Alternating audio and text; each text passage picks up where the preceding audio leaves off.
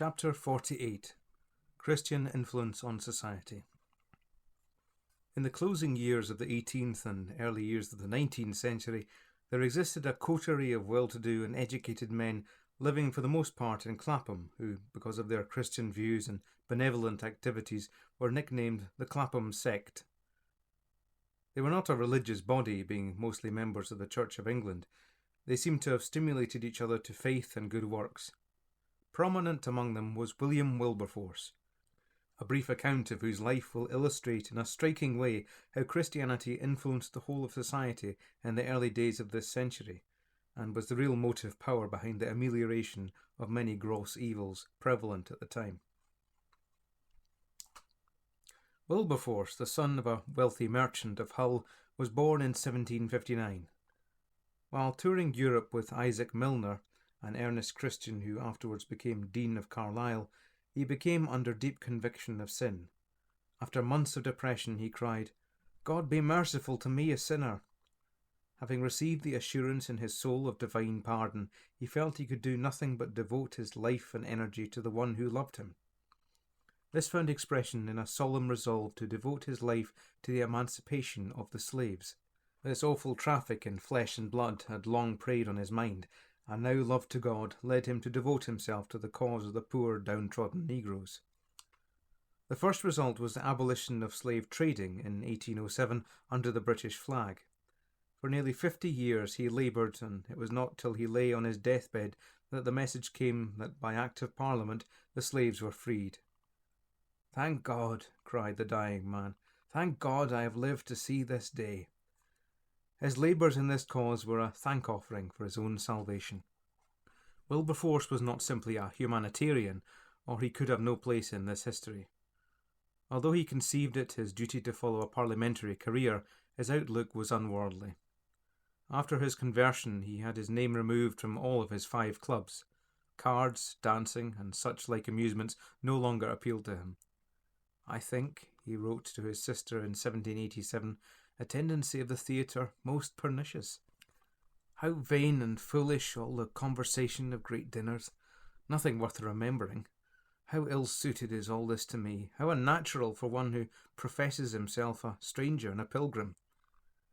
He seems to have continued to move in society because he hoped and believed he might help others, and he might use his influence to further the cause which now became a dominating motive in his life, the abolition of slavery. And he was still welcomed everywhere, in spite of his unworldliness, because of his graciousness and sincerity. He was very concerned about the difficulty of providing sufficient Bibles. He had himself given money to purchase them for distribution. His diary records a meeting with a few friends at breakfast table to discuss Bible Society formation. A little later, in 1804, the plan was launched.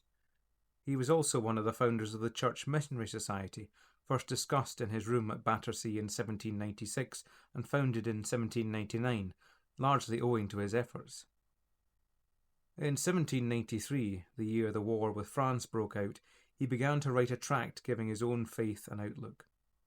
It was entitled, "A Practical View of the Prevailing Religious System of Professed Christianity in the Higher and Middle Classes of this Country, contrasted with Real Christianity." It was a solemn appeal in many ways, as one sentence will show. "This present scene, with all its cares and all its gaieties, will soon be rolled away, and we must stand before the judgment seat of Christ." He speaks of the clear and decisive warning in the Scriptures that the wicked shall be turned into hell. He reminds his readers that all human distinctions will soon be done away, and the true followers of Christ will all, as children of the same Father, be alike admitted to the possession of the same heavenly inheritance. The printer was dubious about publishing it, but offered to print 500 copies. It made an instant appeal and was reprinted many times for the next 40 years. It was also translated into French, German, Italian, Spanish, and Dutch. These earnest Christian men, mostly laymen, were zealous in promoting the cause of the gospel and relieving the necessities of the poor and oppressed by all means in their power. Being men of wealth or influence, they had numerous contacts among the higher classes, but they did not always appreciate the need for keeping Christianity and the world apart. Many societies were formed in those days for laudable objects, and one result was that benevolent but unconverted men and women of the world joined in these activities.